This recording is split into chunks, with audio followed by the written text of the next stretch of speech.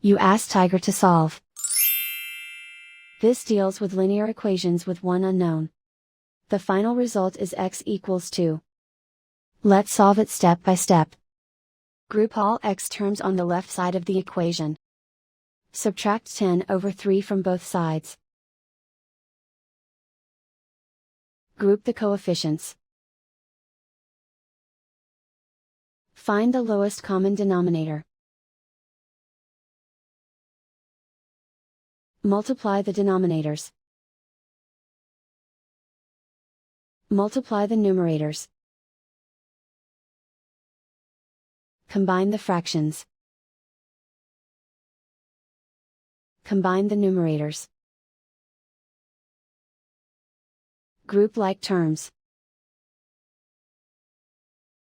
Combine the fractions. Combine the numerators. Reduce the zero numerator. Simplify the arithmetic. Isolate the x.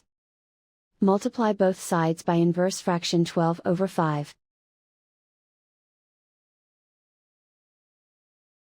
Group like terms. Multiply the coefficients. Simplify the fraction. Multiply the fractions.